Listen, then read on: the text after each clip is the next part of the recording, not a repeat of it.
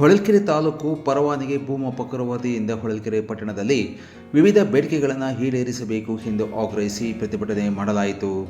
ಬಳಿಕ ಹೊಳಲ್ಕೆರೆ ತಾಲೂಕು ಕಚೇರಿ ಆವರಣದಲ್ಲಿರುವ ಭೂ ದಾಖಲೆಗಳ ಸಹಾಯಕ ನಿರ್ದೇಶಕರ ಕಚೇರಿಗೆ ಆಗಮಿಸಿ ನಿರ್ದೇಶಕ ನಾರಾಯಣಸ್ವಾಮಿ ಅವರಿಗೆ ಮನವಿ ಪತ್ರ ಸಲ್ಲಿಸಿ ಸರ್ಕಾರ ತಕ್ಷಣವೇ ನಮ್ಮ ಮನವಿಗಳನ್ನು ಪರಿಗಣಿಸಬೇಕು ಎಂದು ಆಗ್ರಹಿಸಿದರು.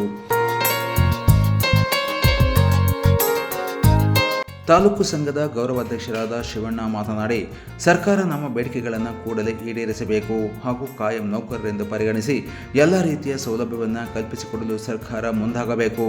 ಇಲ್ಲವಾದಲ್ಲಿ ಮುಷ್ಕರವನ್ನು ಹಿಂದಕ್ಕೆ ಪಡೆಯಲು ಸಾಧ್ಯವಿಲ್ಲ. ತಕ್ಷಣವೇ ನಮ್ಮ ಬೇಡಿಕೆಗಳನ್ನು ಈಡೇರಿಸಲು ಸರ್ಕಾರ ಕ್ರಮ ಕೈಗೊಳ್ಳಬೇಕು ಎಂದು ಒತ್ತಾಯಿಸಿದರು.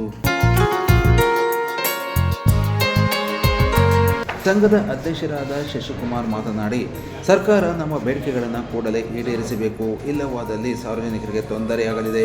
ಹಾಗಾಗಿ ನಮ್ಮ ಬೇಡಿಕೆಗಳನ್ನು ಈಡೇರಿಸುವ ಮೂಲಕ ನಮಗೆ ಜೀವನ ಭದ್ರತೆಯನ್ನು ಒದಗಿಸಿಕೊಡಬೇಕು ಎಂದು ಸರ್ಕಾರಕ್ಕೆ ಆಗ್ರಹಿಸಿದರು. ಇದೇ ಸಮಯದಲ್ಲಿ ಉಪಾಧ್ಯಕ್ಷರಾದ ಕುಮಾರ್ ಎಸ್ಆರ್, ಕಾರ್ಯದರ್ಶಿಯಾದ ವಿಶ್ವನಾಥ್, ಮೋಹನ್ ಕುಮಾರ್, ಮೋಹನ್, ನವೀನ್ ಕುಮಾರ್ ಯಾದವ್, ರಾಜಣ್ಣ ಟಿಟಿ ಸೇರಿದಂತೆ ಹಲವಾರು ಮುಖಂಡರು ಪ್ರತಿಭಟನೆಯಲ್ಲಿ ಪಾಲ್ಗೊಂಡಿದ್ದರು. 5 ವರ್ಷದಿಂದ ನಾವು ಕೆಲಸ ನಿರ್ವಹಿಸ್ಕೊಂಡು ಬರ್ತಾ ಇದ್ದೇವೆ. ರೈತರ ಕೆಲಸಗಳು ಏನು ಮಾಡ್ಕೊಂಡು ಬರ್ತಾ ಇದ್ದೇವೆ.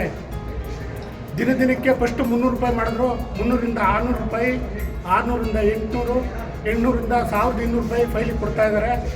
ಈಗ ದಿನನಿತ್ಯ ಎಲ್ಲ ವಸ್ತುಗಳು ಬೆಲೆ ರೇಟ್ ಜಾಸ್ತಿ ಆಗಿರೋದ್ರಿಂದ ನಮಗೆ ಫೈಲ್ ಲೆಕ್ಕ ನೀವು ಕೊಡೋದು ಬೇಡ, ಸಮಾನ ಕೆಲಸಕ್ಕೆ ಸಮಾನ ವೇತನ ಕೊಡಬೇಕು ಅಂತ ಆಗ್ರಹಿಸಿ ಇವತ್ತು ಹೊಳಲ್ಕೆರೆ ತಾಲೂಕಿನಿಂದ ಮುಷ್ಕರ ಮಾಡ್ತಾ ಇದ್ದೀವಿ.